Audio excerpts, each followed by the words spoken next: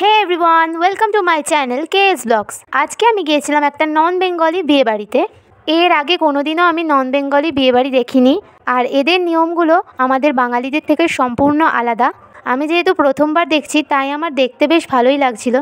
এটা হচ্ছে বিয়ের কার্ড, আর বিয়ের কার্ডটাকে দিয়ে ওটাকে বরণ করে নেওয়া হচ্ছিল হয়তো। এটা আসলে যে কি আমি ঠিক জানি না, তোমরা যদি কেউ জেনে থাকো তাহলে কমেন্টে প্লিজ জানিও।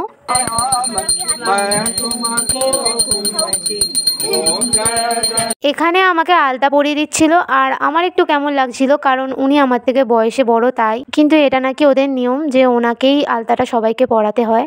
তারপরে ঠাকুরমশাই হাতে একটা ধাগা বেঁধে দিল। আমাদের বাঙালিদের বিয়েতে যেমন 5 জন এওস্তি লাগে, তেমনই এদের বিয়েতে 7 জন আইবুড়ো মেয়ে লাগে কনের সাথে সবসময় থাকার জন্য। আর এই নিয়মটা আবার দেখো, দুজনকে এক পাক ঘুরে তারপরে বাটনাটাকে বাটতে হবে, আবার পাক ঘুরতে হবে, আবার বাটতে হবে। এখানে কনের পুরো মুখ ঢেকে নিয়ে যাওয়া হচ্ছিল, অন্য ছেলে যাতে ওর মুখ না দেখতে পায় সেই কারণে।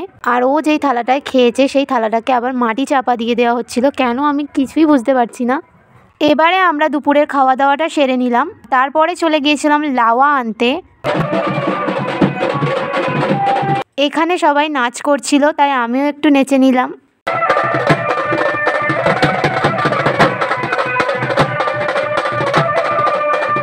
এইটাকেই হয়তো ওরা লাওয়া বলে। এখানে কত সুন্দর গণেশ ঠাকুরের মুখ এঁকেছে, আর পালকির দুপাশে নিতু আর লক্ষণ মানে কনে আর বরের নাম লিখে দিয়েছে। এবারে রাতে সেজে গুজে চলে এসেছি। এটা হচ্ছে আজকের ব্রাইড নিতুদি, আর বরও চলে এসেছে।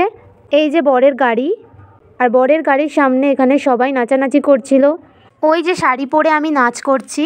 আমি আজকে অনেক এনজয় করেছি, কিন্তু কপিরাইটের জন্য আমি মিউজিকটা দিতে পারছি না। এখন বরবরণ চলছিল।